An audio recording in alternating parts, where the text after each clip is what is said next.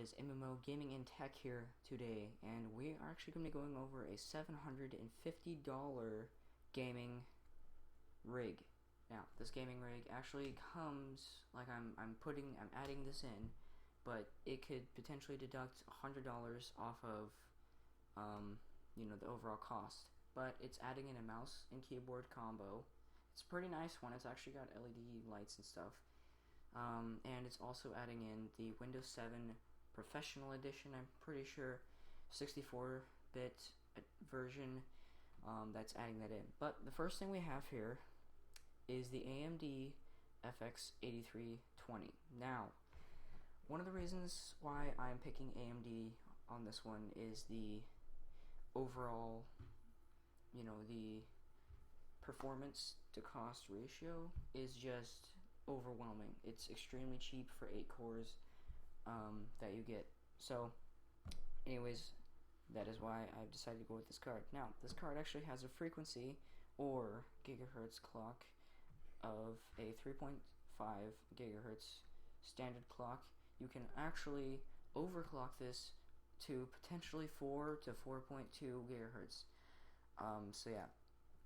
Next, we have obviously 8 cores. This is an octa-core, and it is not an APU. This is completely CPU, and that's just how that is. It's doesn't have an APU built in, and if it did, then obviously you probably wouldn't have to get a graphics card, but you want to get a graphics card no matter what, even if, especially if you're buying something this good. So I'm just going to do like a general overview of the box for you guys. You can read the side right there. This is part of the AMD 9 series, if you are wondering. It is an 8 megabit cache. I don't know if it's smart cache or not. The socket type is the AM3 Plus, and there's a lot. Whenever we get to that, the motherboard, there's a lot of possible outcomes to what you could pick to go with it.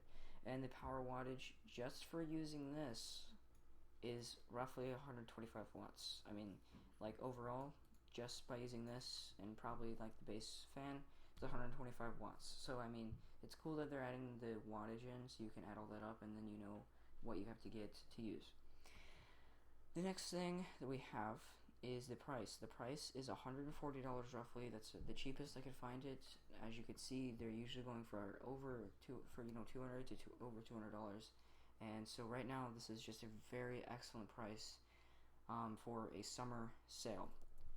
So that is why I decided to pick the AMD FX 8320. And before I go ahead and skip to the next thing, I've been looking at a bunch of benchmarkings and stuff, and this actually beats the i5, I believe, or the i7. I forget which one.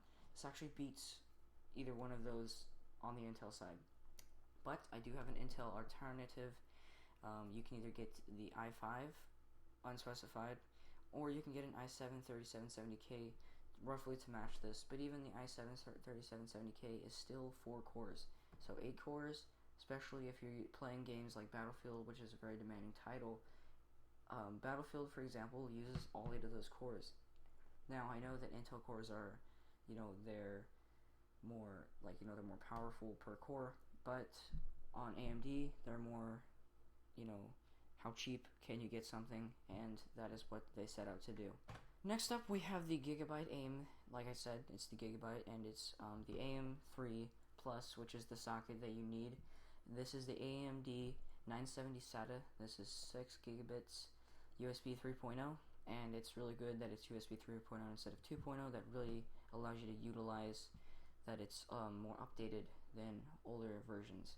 This is also an ATX build for you guys that didn't know, and it can withstand DDR3 up to 1600 megahertz apparently.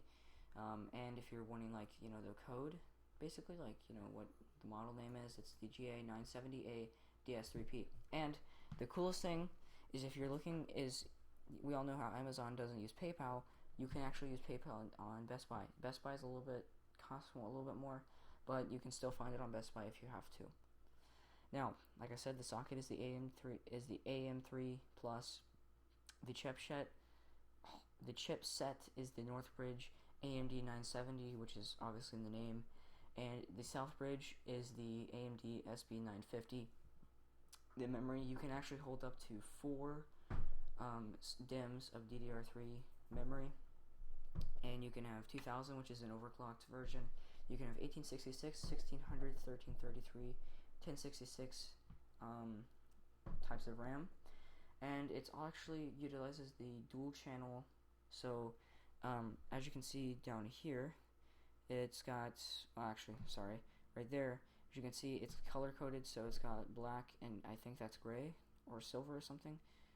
So yeah, basically if you bought, say, 2 DIMMs, you'd put both of those DIMMs either in the black slots or the gray or silver slots. And the overall capacity, max capacity, is 32 gigabytes, which is actually really good until you want to upgrade and get more serious into gaming. But 32 gigabytes should be able to hold you off. By today's standards, the RAM is actually, like, the amount of RAM needed is really like 8 gigabytes. Even like new demanding titles such as GTA 5 for PC still only needs to utilize like 4 gigabytes of RAM. The slots, we have 2 PCI Express 2.0, and then we have 16 of those slots runs at 4, and then we also have 3 PCI Express 2.0.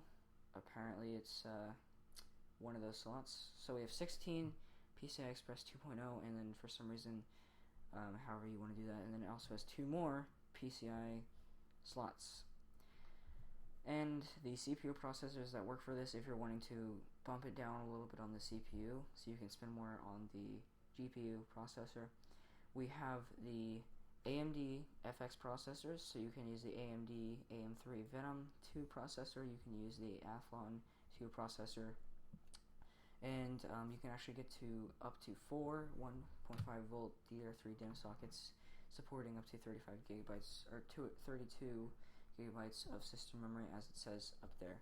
And right here is the listed types of RAM that you can use. It also utilizes the the LAN Realtek GBE LAN chip, and that's the 10/100/1000 megabit capsule for you guys. So you guys are probably eager to see what the RAM is. The RAM is the Corsair Vengeance 8 gigabytes, and that's two 4 gigabyte DIMMs of DDR3 1600 megahertz, which is actually standard clocking for any DIMMs. And this is PC3 1280 desktop memory, and that is like the code. So say I were to copy this code and say I were to put it into something like that or my browser, then that would bring up instantly that. Now the density is 8 gigabytes, or the 2x4 module. The speed is 1600 megahertz clock. The timing is 99924. Type is DDR3, which is what you need for the motherboard. Format obviously is DIMM. The pinout is 240 pin, which is these little gold things right here. And the voltage is 1.5 volts, which is actually what it was reading on the motherboard. And we also have a lifetime warranty, something that Corsair added into all of its Vengeance RAM DIMMs. Also, this is the low profile version. I decided to go low profile because we are possibly going to be putting a new fan, and if you guys are wondering, I'm actually ordering all these parts to build, and it's going to be sitting over there, so we can actually do an interactive building guide for the summer. The parts, I'm actually getting 2 of the parts right now, and the rest of the parts are going to be going down the line. So that's actually really cool that you guys are actually going to get to see me build it and show you the proper ways to build an actual PC. So, like I said, just overall really good. 8 gigabytes is really all you need for RAM right now. Obviously, if you need to, you can easily upgrade to 16 gigabytes and get up to 32 gigabytes of RAM for usage. Now, for the storage, we're going to be using the Western Digital Blue 1 terabyte desktop 3.5 inch SATA gigabits 72 RPM internal hard drive. Whew, that was a mouthful to say. And there's really nothing, I mean, you can say all of this, you can read all that. I'm not going to because I don't really want to. But anyways, this is standard. If you guys don't know, there's multiple levels. We have blue, we have green, we have black. Black, I believe, is the best. and we have multiple others. I believe there's also yellow. I don't exactly know. I mainly use blue and green, but I do have one sitting back here. That's actually a black back there. That's a 500 gigabyte black back there. But sadly, there's like a virus or something that was on it, so you know, tough life. Oh, one more thing I forgot to add. Obviously, this is 1 terabyte. You can easily upgrade to 2 terabytes, and for the price of $40 or $50, you really can't beat this. And I will be going over all the prices at the end of the video, if you guys are wondering. And I will also be sending you a full link to the cart that I have. Next, for the module power supply, we have the Corsair CX Series 750 watt ATX/APS module, 80 plus bronze, and this is ATX 12 volts, EPS 12 volts, 744 power supply, and the basically standard thing to say would be just the CX, or the Corsair CX 750 M. And this is actually rated 80 plus bronze, so this is very good for the price of just $70. Now, if you're getting SLR cards, I'd recommend bumping it up to 750. I'm going to be going straight to 750 just so I can have plenty of upgradability in the future. But for this build, you could go a little bit cheaper and go 600 watts, but as a lot of professionals say, you don't want to skip out on your power supply just because it's something you don't think is very important. The power supply can actually kill all the other components in your PC, so it's really good to add on any kind of warranties that you can possibly get just in case that it happens. And it's very rare, but still, the right power surge or storm can easily destroy an entire computer like it. Before we get to the optical drive, you already know I'm going to be saving the best for last, and that's going to be the Epic GPU. But anyways, we have the Asus 24X DVD, and this is just a standard optical drive, and for the case you're going to be using, you're going to need an optical drive. This is something you can actually take out. If you want to just install, via a flash drive, this is a good one. This is a 16 gigabyte flash drive. So say you want to install your Windows, I just so happen to have a copy of Windows right here, so I'll be able to take the Windows out of the build. But I only have the 32-bit. I don't know where my 64-bit went. It's possibly in that optical drive back there. But anyways, you can either use the disc version, well obviously you'd have to, or you can get flash drive version by just buying it online or something like that. You can use the flash drive as I drop it. You can use the flash drive if you already have a computer at home. I happen to have 4 PCs in my house, so I'm just going to put it on this flash drive and use the flash drive to be able to boot it up and use it like so. But if this is your first time ever building a computer, I would really recommend getting your own optical drive. But I also have I have an LG, this thing is really old, but it's just like a standard optical drive. It's an external one, and you can easily use this to add it in if you honestly don't want to spend the extra $20. But overall, this is what you're going to need to install your OS, and that's really all you have to use it for. You could use it for movies and stuff, but let's be honest, it's all digital now. And last thing before we get to the awesome graphics card, we have the Corsair Carbide Series Specco 1 Mid-Tower Gaming Case. And like I said, there's the coding right there. Now, this has tons of fan mounts, as I said right here. It has a front, it has 2 140, 120 millimeter fans. It has one 120 millimeter fan LED included. That means there's 2 LED fans. Like all the fans are LED basically. You have 2 120 millimeter rear fans. You also have a ton of USB front ports, which are up here, and actually there's extra ones in the I/O in the back. Also, cable routing and stuff like that is really easy. As you can see, cable management in this one is really good. And if we go to the back, it actually has the rubber, as you can see right there. And here's just an overview of what it looks like whenever it's turned on. And this area is where you'd be putting the optical drive. So you can actually fit up to, I think, 2 optical drives. So if you want to have 2, so be it, you can have 2.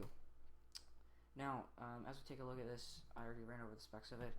Now, the only thing I'm having a problem with is it might be a little hard to put water cooling into it, but obviously water cooling is like an expertise thing, something that a beginner probably wouldn't be doing unless they have a budget for it. Now, a couple things I've been running into with this case. I've been looking at a lot of YouTube videos and stuff for reviews. People are finding it really hard to put the power supply cords and stuff in the proper areas. They're having to reroute it all the way around the computer just to put it in the right spot, so that way it looks like this. It looks like that. But overall, it has really good amount of cages, and this case supports the fact that you can put the SSD on the back of this area, so that's really nice to use. And it's running at around $54. I honestly couldn't take up the price. You could also get the Specco 2, but that's like $100 and something, a little bit bigger. I'm pretty sure the Specco 2 is a full tower, but overall, this is really what you need for beginner level. And we're getting towards the end of the video. I'm sorry it's been longer, but I've been just showing you guys what you can do for this awesome AMD build, which I'm actually building by myself, if you didn't know already, but I already told you that. So anyways, the awesome graphics card, we have the Sapphire Radeon R9 280, 3GB, so that's 3GB of GDDR5 memory built onto the card. So overall you'd have 12GB of RAM to use. So this is, that 3GB right there is actually dedicated video memory, so that's perfect. So I'm just gonna do a couple of box overviews and stuff. As you can see, that looks just awesome. I just can't wait to unbox it for you guys while we get everything in over the summer. Anyways, so this is a DVI 1, DVI-D, HDMI, and DP DualX with PCI Express graphics card boost to 11, 12, whatever. Now we have four different display ports. We have the HDMI that actually builds in with 3D. We have the DisplayPort 1.2. We also have these two, which are dual links, but those are kind of old ones. You might not be using them. For my specific setup, I'm going to have two monitors. I'm going to start out with one, but I'm going to have two for an awesome 4-monitor setup. So that would be the laptop, this awesome 20 or 30-inch TV, and then we'd have the two BenQ monitors to add in. But overall, this, I've been looking at a bunch of benchmarks. This could totally make your build, especially if you're running it on an all AMD setup like I will be. And we have the Windows 7 Professional with the Service Pack 1, 64 bits. So you can get it for $62.99. Now, usually if you get all full Windows Professional, it will be around $100. So, I mean, depending on what you need, I just need all I need is the one disc. I don't need the 32 bit disc built in. So, and also that's the 25, that little arrow right there, that's the 25-digit code that you'd have to use to add in to be able to make Windows work. And whenever we're building it and booting it up, I will show you guys all the proper things to do before actually registering it. Anyways, this is just a solid thing. Now we also have Linux running in around $100, and we also have Macintosh or the Apple OS. I'm just going to prefer that you do this. Now, Linux has actually been getting quite a bit of games that you can actually play with Linux, so to all of you Linux users, that's definitely a valuable option if you would like to go with Linux again, and obviously Steam is like the best way to do that. Now, something that I'm liking, and I'm actually having a problem with, they're saying that Windows 8.1 is just overall the thing you should go to because it improves gaming. Windows 7 is the thing that I would like to go to. Obviously, you can see I'm using Windows 8 on this laptop. That's because that's what the laptop is built with. But overall, we will not need to be doing Windows 8 build. But if you want to, I mean, you can obviously add that in. And last but not least, we have the LED lit blue edition. This is the CM Storm Devastator. Actually, usually you get this with custom built or pre-built things. This is just something you can use to start out with. I'd probably recommend getting the Corsair KGB keyboard or the Razer options for if you were wanting to upgrade. But obviously they have what looks like red or orange, and oh no, that's green, sorry. So they have blue, green, or red. I'm going to be going with blue for this build just because it should run with the AMD side of things, but obviously red is something that AMD also uses, so maybe I'll get one of each. But I'm actually rolling with an older keyboard, and that's, I don't know, I like the click of the keyboard you can hear. So anyways, So yeah, this is just overall really good to use. Here's a couple of pictures overviewing.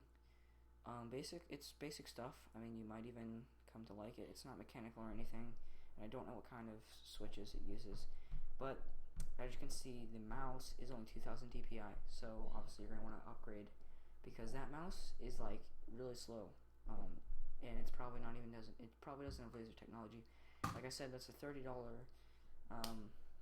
combo right there, so obviously you can't really pass it up. Now, if I go into my cart, we're running at around $750, but if I was to take out the combo and the operating system, you could easily be running in at $660, and once again, if you took off, say, this, it deducts. So I mean, honestly, all you really need is the case, the GPU, the power supply, the monitor, all this stuff is really the base stuff that you need, and that can run you right into around $640.